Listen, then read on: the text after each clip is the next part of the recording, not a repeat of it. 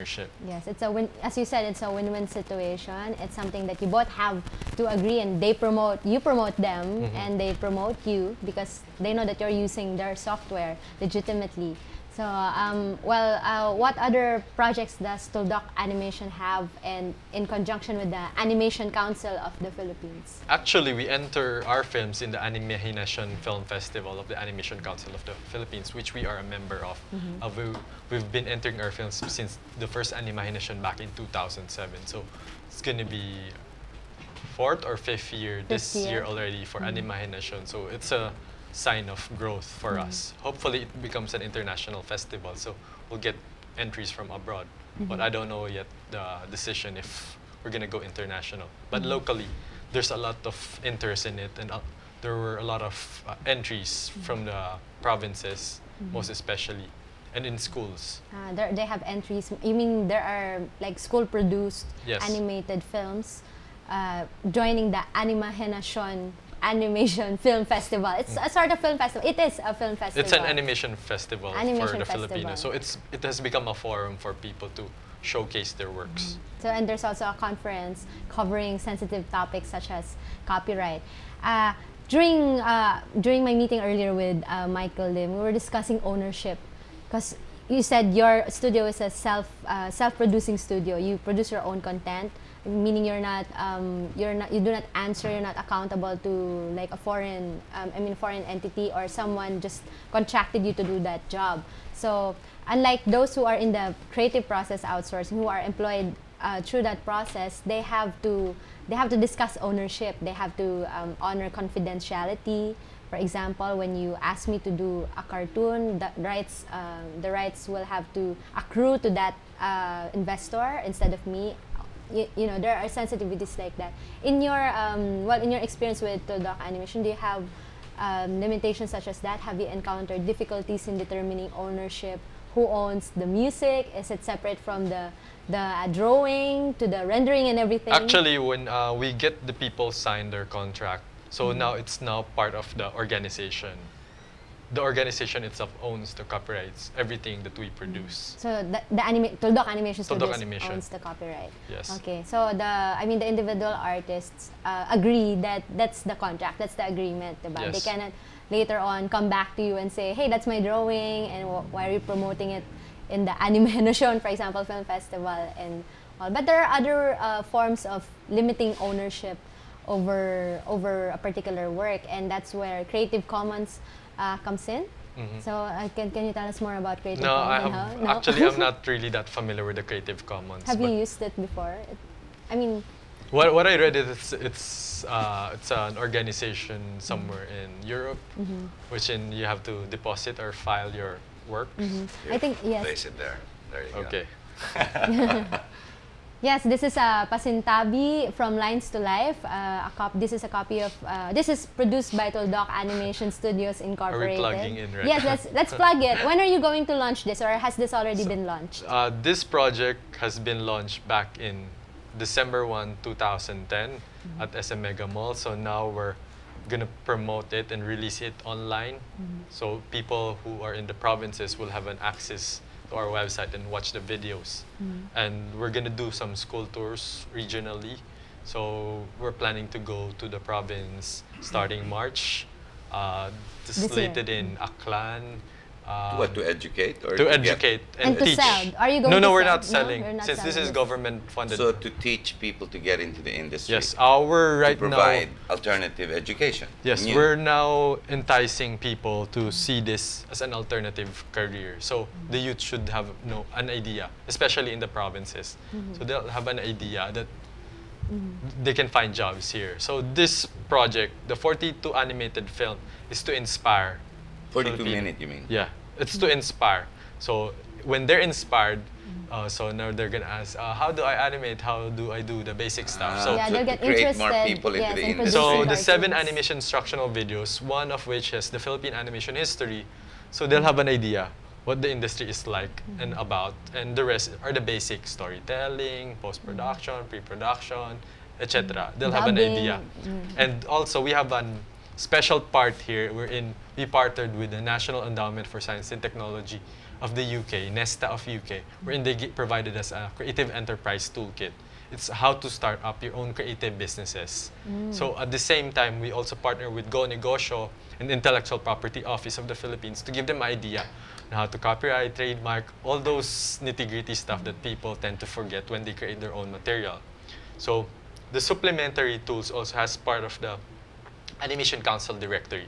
So they'll have a database on where studios can I apply to, which schools can I study to further my education in animation, which studios can I do business with. So we're actually not just creating employees, but we're actually encouraging people to become enterprising, to supplement the industry. Because, I mean, even the studios, local studios, do outsource outside them to freelance workers who doesn't want to be tied up so with a particular studio. Ikaw gumagawa niyan, Yes. And you can just send it compressed files. Compressed file. So with the technology right now, home. you can just work at home. So we keep the brain drain. From increasing. Increasing. Yes. So we keep the jobs locally. So this is a one-stop DVD for everyone. So we're gonna reproduce it and we're gonna put it online so that people will have an access. So there's more people involved. Okay, I want to liken animation to boxing. It's something that Filipinos can excel in and make good money out of. Meron na ba kayong Pacquiao? Actually, the Philippines still needs to have a, what do you call it, a standard bearer. Because most of the Filipinos abroad who became famous are working for the big studios. Correct. Like That's what I was going to So what we need to create right now is a Philippine champion. A brand. Yes. A brand that can compete abroad or can win awards, that best animated film or whatever. So we're still trying to do that. But in order to do that, we need to create a critical mass.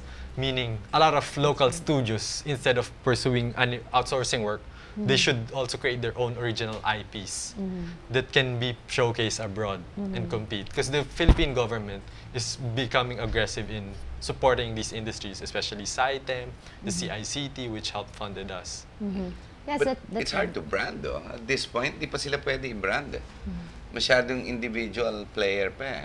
That's why we have to organize, even the ACP has to get its act together so that we'll have a Filipino brand that we can showcase to foreigners. And there definitely is a need to identify what is Filipino animation. Kasi for example, in Japan, you know that their animation is Big eyes. anime. Big Yeah, eyes. there's a signature look, diba? Actually, we went to UP before. And Meron na ba tayo? May brand na ba tayong ganyan? there's no brand. We went to UP before, and there was one professor who told us, if you see a painting, you'll easily know if it's a Filipino, like on a more solo or something, or a Philippine sculpture. But in animation, you don't know that's Filipino or that's.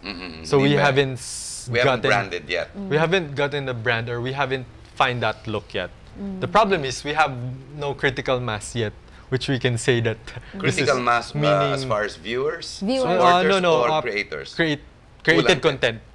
To say that content. there's... But we have the stories. We have the story. We have lots of stories, Yeah, but we haven't translated it to animation because it's quite expensive. It's a labor-intensive industry. That's right. And if you're earning dollars from outsourcing work, would you compromise it with with a local content that's not gonna give you money? It's still a gamble. So no, but the local brand can be exported and still remain Filipino in nature. yes. But the problem is, do you brand the production house or do you brand the specific talent, the creative talent, singular? Actually, I think the trust right now is more in the singular talent. But not the we need production house. to have the production houses. Like in New Zealand, if you know Weta, where they did Lord of the Rings and King Kong, etc. They just go to New Zealand because of the studio. Because of the studio. Because So of the studio. the branding of the studio was really huge. So It was we need to important. create.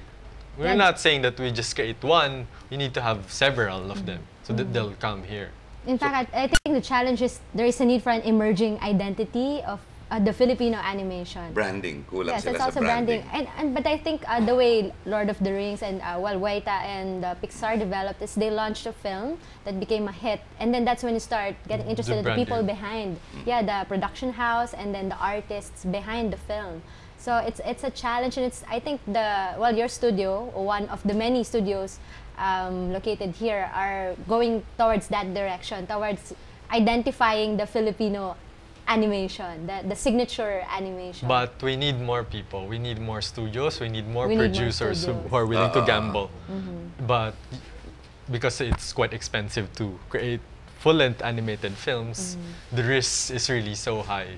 For example, for creating a 42-minute film, mga how much is in figures? This one, since this is government funded, It's free on it's your, pretty compared to the big studios who produce animated They film. have bigger It's just a budget. single-digit percentage of their their budget. Okay, I understand. But still, it requires a lot of labor. It's intensive, and labor takes intensive. 2 years to 3 years or more to produce Really? a film. Yes. Okay. What, One film. despite the fact that it's animation, you don't shoot it in a particular location. In Burbank, it used to take us, I remember, 20 minutes was, yes, a year and a half. And how many people were there? We were 80.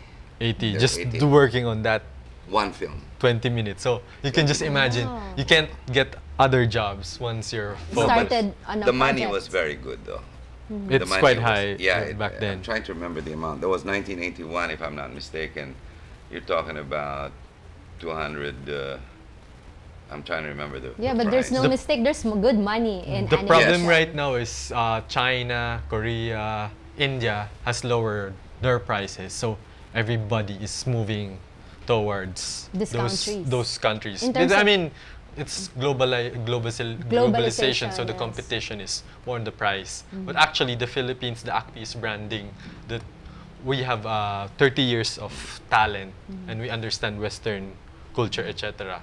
So we're trying to brand on the quality that we create Mm-hmm. and the experience that we have, so that they'll come over to us. So Because there are actually other Western studios who went to China, then we're not went satisfied. back to the Philippines because the Chinese don't understand their humor, and we understand their humor. Okay. But the problem is they're much more cheaper. So if you're actually want to save on costs, you'll go to a foreign country like like that one. China or Pero India. malaking kumita turning animator dito. Yes, it's 125 million Yeah, US but- dollars in the Philippines alone. And we're talking Individually, 8,000 malaki people. pa rin. Yeah. Kesa mag-call center ka, mas malaking kinikita. Kasi, I remember 6-7 decades ago, the industry or the popular industry to get into was fine arts. This is an extension of fine arts. This is a specialized. It's a specialized Specialized fine arts. branch But then of because fine of arts. computerization, you really have to be in the know of the software. And then it has to have your fine art still. And then you've got to have the creative mind because of the ability to create. And then you need a producer to brand you. Yeah. And you also That's right. need a country to back you up. Because if the country doesn't back you up, you can't brand. And once you brand and you export this brand, then you know it's truly Filipino. Every time Pixar does something, they're branding America. I mean, diba, Donald Duck and Mickey Mouse, my favorite characters. Who's When your you- favorite character, Benedict? Do you have any particular, or maybe this character in this film right here? All right. Okay. Unfortunately, our time has run out. I'm going to invite all of you to do check out www.animationcouncil.org. They produced the video that we showed earlier. And also check out Tuldok Animation Studios Incorporated. Just Google them and Our website. Or their website. Their website is Tuldokanimation.com. Tuldokanimation.com. Go to their website and check out their works and support them. Let's support our Filipino animators. It's a 125 million US dollar industry with only 8,000 people as of the moment. And hopefully they'll grow, and they will, and they're taking the right direction. And the Intellectual Property Office of the Philippines will be partnering with them in terms of protection. And of course, we'd like to thank Tuldok Animation Studios, Superbrands, the Intellectual Property Office of the Philippines, and the World IP Organization. Do join us again next week, right here on GNN for another edition of Intellectual Property. How do a company